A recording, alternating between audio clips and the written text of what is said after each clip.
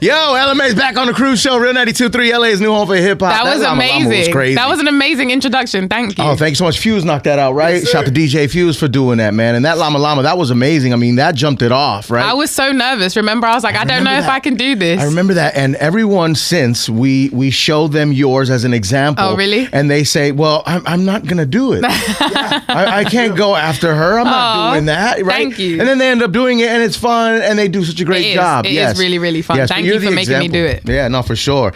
You killed that, so thank you. This is Crazy, by the way. Congratulations. Hard on My Sleeve, the deluxe version out on all streaming platforms. Now, when you wrote this song, right, and you pictured my face, obviously, when you wrote the song, right, you got it done, right, but there's certain emotions and a certain vibe that goes into writing, right? What's that process like for you? You have to be alone? Kinda, like my studio sessions are very, very boring. Like, I don't feel like anybody would really want to come into my studio sessions. See, that's crazy, right? That's crazy because people would die to be there. But I feel like some people go into the studio and it's like a party, and like everyone's there. They have loads of friends there. They have drinks and everything else. Smoking weed, I can't concentrate like that. So I literally need it to be like me and whoever actually needs to be in the studio. So it's like you and the engineer. And if I'm working with a writer or a producer, and that's it. And I like to like have the lights down low and have some candles and really just like. And that's it. Yeah. Not even a drink, a little alcohol, maybe, a little something. Water and tea. Wow. Yeah. You're a professional. So you want to stay around? You want to stick around for a while? I do. Huh? I definitely do. Yeah. Yeah, that's what it is. Yeah, you have to be mindful of that. But that's like everybody's version of fun is different, or everybody's version of like being creative is different, and that's just my version. Yeah. Not that anybody else's is wrong, but that's just my version. Have you ever walked into a session and thought to yourself, I could never get anything done in here? Yeah. For sure. Who was it? I'm not going to tell you. Who was it? Who was it? No, I've just been in a lot of sessions where there's just like too many people in the room. It's a lot. Yeah, it's like I don't even know how anybody concentrates. But some people thrive off of that. Yes, like I'm definitely an independent person, so I'm good by myself. Sure.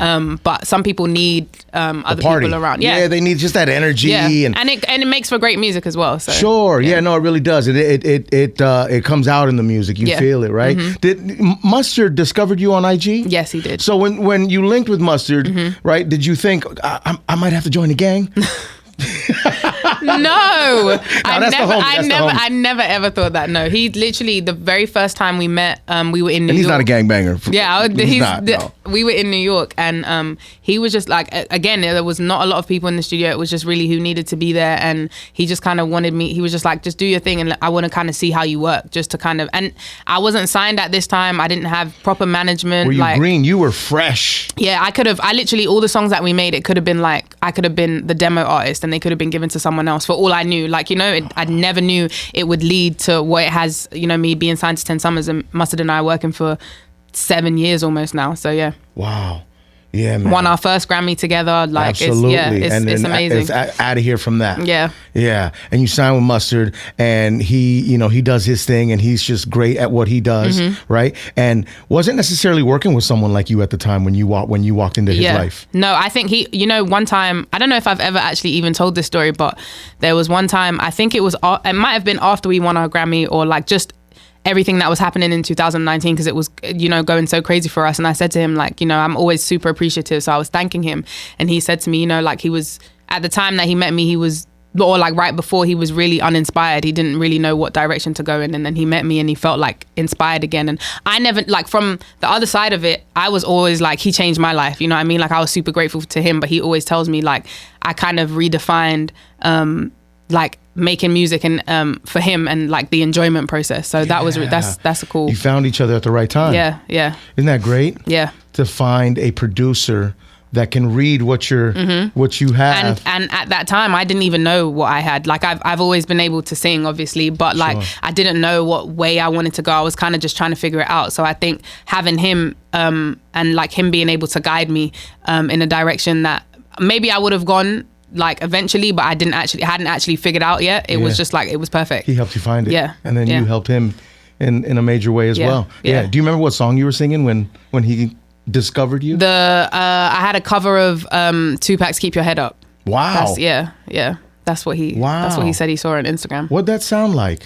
You'd have to. It's not even on my Instagram anymore. But why'd you delete it? It's not deleted. It's archived. Oh, it's archived. So it's still there. It's still there. I can bring it back at some point. Throwback Thursday. Yeah, I can bring it back at some point. But yeah. Yeah. So this is, this is how I want to feel. This is what you want in life, right?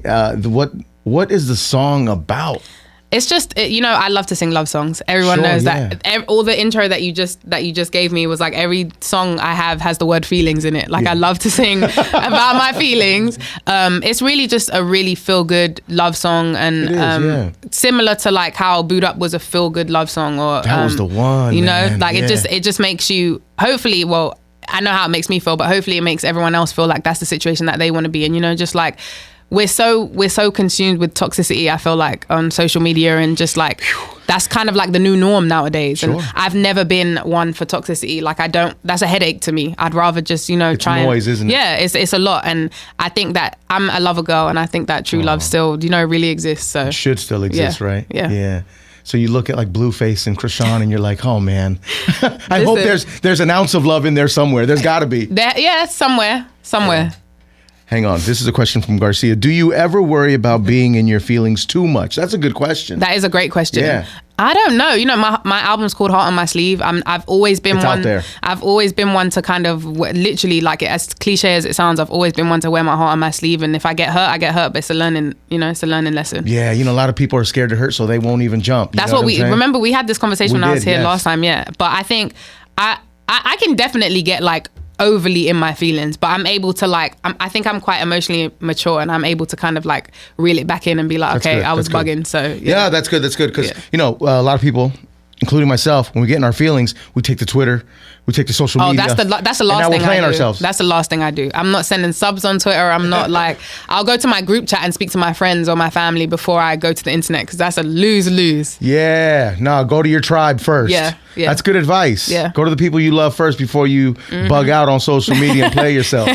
For real. You put your life out there like that. So you're named after Ella Fitzgerald, correct? Yes. So no pressure, right? You're right. A lot of pressure. I always say to my mom, I'm like, why would you do that to me? She's like, I just knew. Yeah. No, it's like naming your child Jesus. It's like, there's no way I could live up to that. How are you supposed to live up to that expectation? Yeah.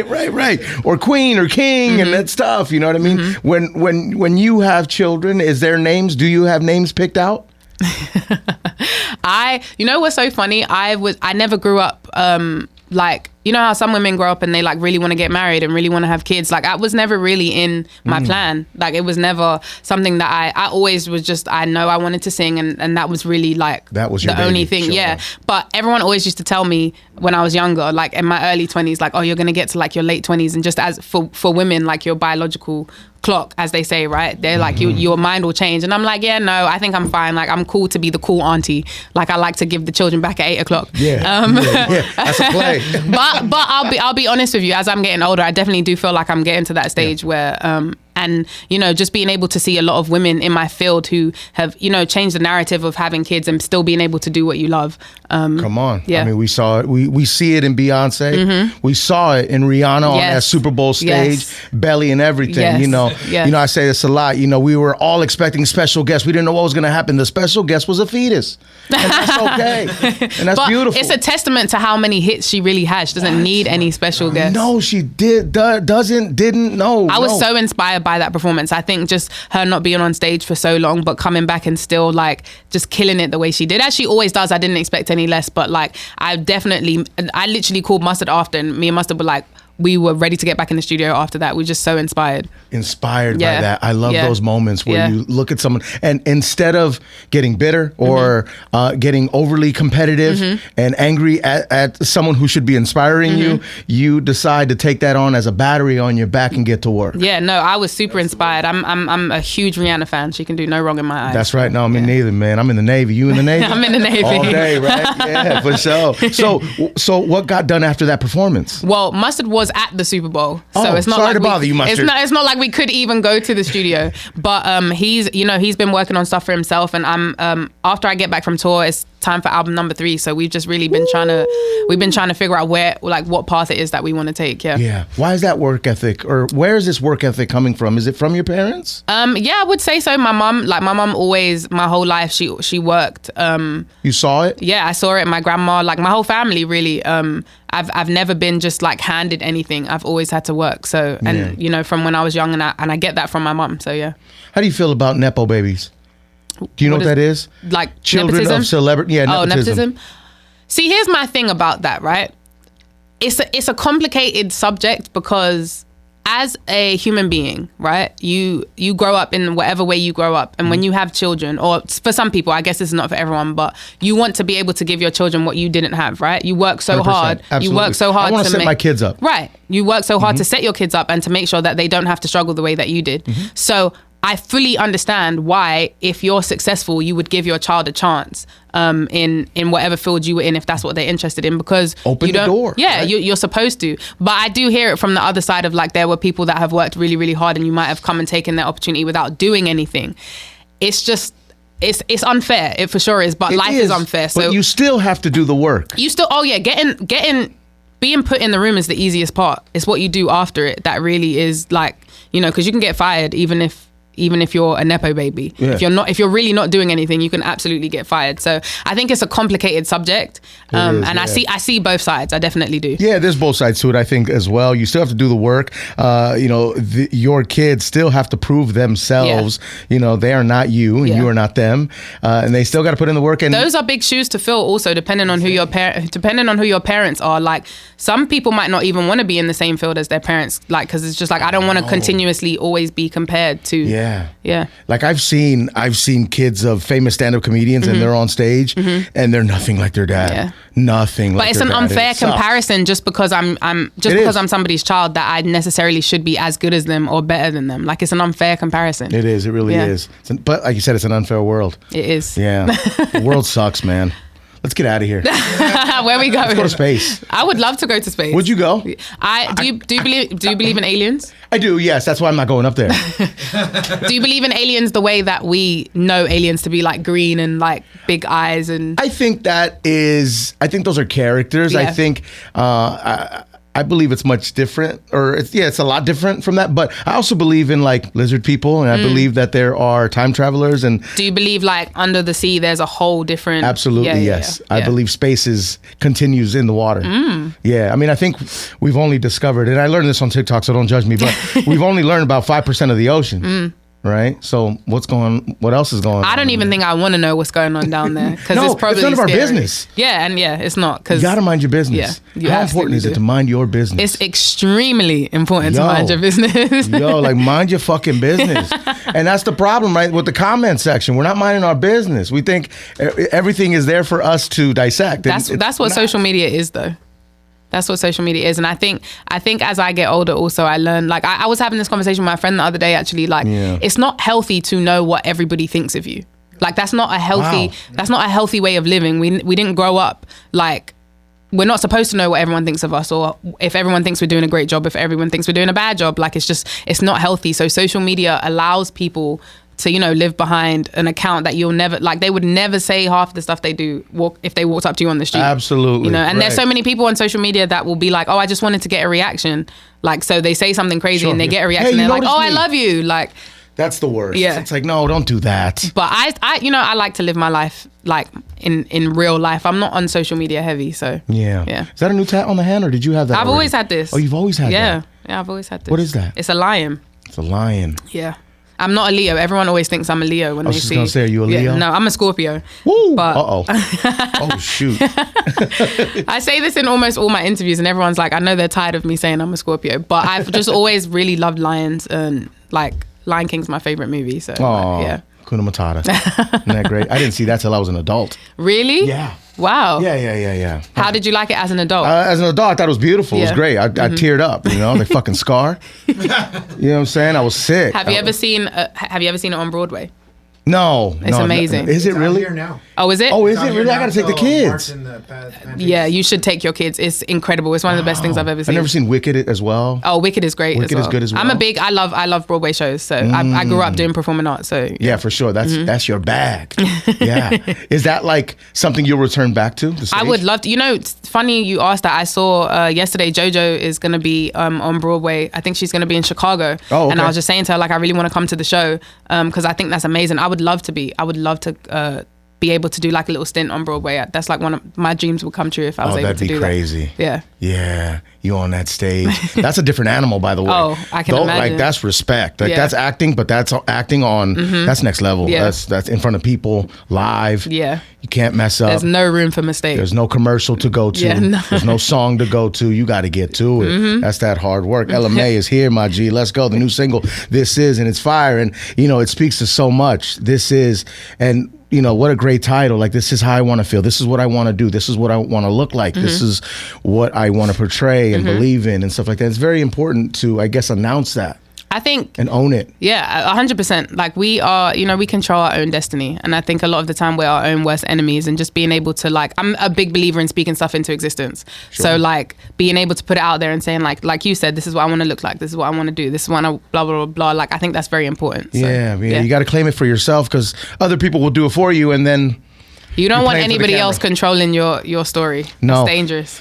Ella May, Heart on My Sleeve tour lands in LA at the Novo on May 7th. Get your tickets. Yes, yes. Great show. I mean, I've seen you live before. You put on that show, and Thank you. Everyone feels like you're singing directly to them, especially the dudes. Dudes think she's singing to me. You feel me? Yeah, simping, right? But that's got to feel good, right? Because that's instant connection. That's I love it. Energy. I love it. I think it's just being on stage is my favorite part of all of this. So being able to perform and get back on stage and really like connect with my fans, and there's new music. You know, I toured the whole of 2019 on my debut album, and just being able to get back and do new songs and feel that energy again is going to be amazing. Yeah. Top 5 fast food in America.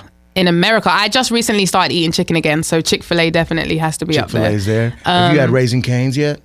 I think I have had Raising Cane's. Raising Cane's is but fine. I don't think I had it here. Where else is it elsewhere in the States? Is it in the South? Yeah, right? Mm-hmm. I think, I have had Raising Cane's, but to be honest, I won't lie, I don't remember it that much. Are you a Taco Bell girl? No. McDonald's? I like McDonald's fries. Yeah, who doesn't? Yeah, but like I don't eat red meat, so what I can order at a fast food restaurant is very very I know it doesn't look like it, but I don't eat red meat either. I just can't do it. I haven't eaten in a while. I haven't years. I haven't eaten in years either. I was pescatarian for 4 years, so that really really limits. Yeah, I didn't eat fast food a lot because I don't want to eat like a fish sandwich from a fast food place. It's just tricky. It gets very tricky. So I would really you dragging the Filet-O-Fish? No, I would really just only eat fries. But now that I eat chicken again, I don't even think I have a top 5. I really would just say Chick-fil-A. Chick-fil-A. I love Chick-fil-A. Get to it, right? Yeah. Chick-fil-A is good. It's so good. It's better than Cane's, consistent. though? It's consistent. You always know what you're gonna get. Like, I don't think I've ever had a bad Chick-fil-A sandwich. Like, you know what you're gonna get. Right. When it comes to you as an artist, is that a goal as well? Not to make bomb chicken, but to, you always know what you're gonna get with Ella May, or do you like the element of surprise? I like both. I think there definitely needs to be some consistency in order for people to know like your sound and what you stand for. But I think always throwing in like a little surprise element, or like just even as an artist to stay the same is almost like a discredit to yourself. Like, we always want to explore new things and try new sounds and whatever else, and that might sound very, very different. And I think a lot of people get attached to the first thing they heard from someone and always want to hear that, but that's unfair because that takes away the creative process of like being able to grow as an artist. Yeah. Are you aware that you have pretty girl privilege? Like, I'm looking at you and I get nervous. Don't get nervous. I do. I get nervous because you're so pretty. Thank you. Yeah, you're a beautiful woman. Thank you. Why are you dying? I'm for sure aware. I think to not be aware would be naive. Like, I think pretty privilege is definitely a thing, but I don't think it takes away from how hard I work. I will say that. Of course not. Absolutely no. It's a match. It's a match. I like that. I like that. Because some people are good looking, including men, and that's what they lean on. And that'll be it works for some people. Sure. It works. If it works for you, sure. But I still have to work hard. Yeah, I feel it. You're not a fan of sushi. This is crazy. How are you not a fan of sushi? I'm trying to expand my palate a little bit, but it's more so texture. I don't think it's taste. I think it's texture. Like, and I think it's also mental, just knowing that it isn't cooked. I know you can get cooked sushi also. Yeah, sure. But I'm trying to expand my palate. I'm fronting. I only like baked rolls. Right. But so you won't eat like the not raw stuff? Raw. Nah, I mean a shrimp. I mean, right, but like, there's the eel and all that. I'm straight. Yeah, me too. Mussels or you love sushi? I love it. Yeah. Yeah, Garcia. Yeah, I like salmon, yellowtail, all that stuff's really good. Oysters? I don't do oysters a lot. Yeah, that consistency is nasty. Yeah. To me. But yeah, there's a lot of really good stuff, and I think you do get used to it. And it's actually very light on your stomach and all that too, and you're getting a lot of protein and all that other good stuff. It's really good. Octopus is fire too. I like octopus. If it's cooked for me. I've had like grilled octopus. Yeah, it has to be. I don't think I've had it raw, but like Pause that, LMA. Grilled. We're talking about octopus here. Grilled octopus is fire. It's definitely fire. Is there a TikTok conspiracy that you believe in? You want to know something really funny, which I'm probably one of the only people on this earth. I don't even have TikTok on my phone. Why? Garcia, you're clapping that up. Why?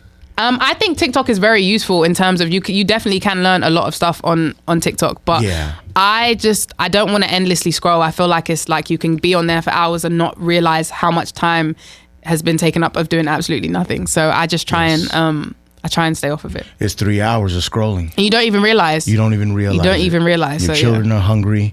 No one has heard from you.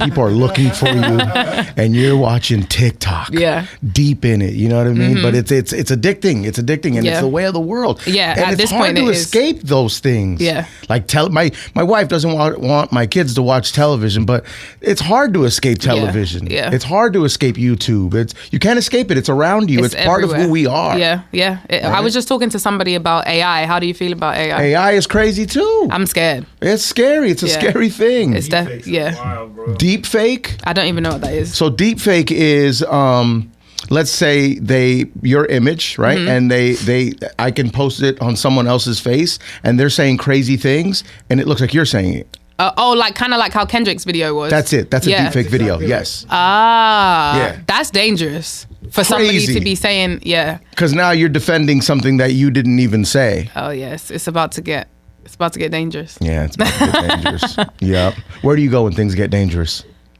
Where do I go when things get dangerous? Do you go back home?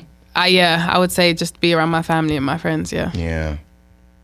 Go home and just be with the people that you love, your tribe. Man, you have a good head on your shoulders. Thank you. I try. Yeah. I try. It's crazy how you haven't gone crazy yet. So many people say that, people, really, yeah. Like, especially when I was first starting, they were like, just be careful because this industry is crazy. And I definitely can see how it's easy to get like lost in the sauce. I for sure can. But I always say every time I speak about it, it's like the people that you have around you are really, really important. And I was lucky enough that like Mustard and my whole team are just genuinely good people. Like, so I was able to navigate in, what a blessing, through people that have already also experienced the industry. So that's another thing. Where do you have your writings? Is it on the phone? Do you have to have a legal pad? No, I used to when I first started writing, I used to write in a notebook. But after a while, I got lazy and now I write on my phone. Yeah. Yeah. Just do it there. It's easier and it's quicker, and you don't have to if you're in the booth and you have it on paper and you have to turn the pages and stuff. It's noise pollution. Right. So it's easier. Right. It's easier on your phone. Yep. Who had you starstruck? The very first time I met Beyonce. Of course. Yeah. Yeah. Yeah. I just what do you do? You freeze up, right? Yeah. You freeze? It was almost just like everybody kind of stopped and just kind of lets her walk in the room. But she's you have to let Beyonce float by. Oh yeah, and she absolutely does. She absolutely does. But every time that I've been lucky enough to have a conversation with her, she's been really sweet to me and really lovely. So yeah, at the Rock Nation brunch. Yeah. What's it like being there? I'll never be there, so I just want to know from the outside looking in. I'm that poor kid looking inside, watching everyone eat. No, do you know what? And I was just saying, I've never actually eaten while I was there. There's food there for sure, but me personally, I've never eaten. No one's eating in there. No, right? Really? Yeah, there's people that eat in there, and there's tables where you can sit down and stuff. Or this year they had the tables outside where you could sit down and eat. It was really hot. But it's cool. It's a great room to be in. You see a lot of your peers, everyone just, excited to be there. It's great. And you're not a mean girl, but I'm sure there's a thought that passes or crosses your mind, how'd they get in here? No. I'm just happy to be there every time I'm there. Yeah, no, it sounds and looks fun. It's fun. It's definitely fun. It's a cool kid brunch. It's all the cool kids. I guess, right? I guess. No, it is. And that's okay. You guys worked hard for that. I'm happy to be able to go and experience it. And the music's always great. And the people, like I said, everyone's just really happy to be there. Yeah, it's a vibe for sure. What a great conversation. I love talking to you. I love talking to you too. I hope this wasn't a waste of your time. No, it wasn't. It wasn't. Thank you for having me. Man, thank you so much for being here again. You're welcome here anytime. You got a home here at Real 92.3 all day. Thank you. I appreciate that. Yep. Tell Mustard to call me back. LMA, Crew Show, Real 92.3. Let's get it. Yo, check out more of our YouTube interviews now, ASAP+. Download the free iHeartRadio app so you can check out the Crew Show podcast.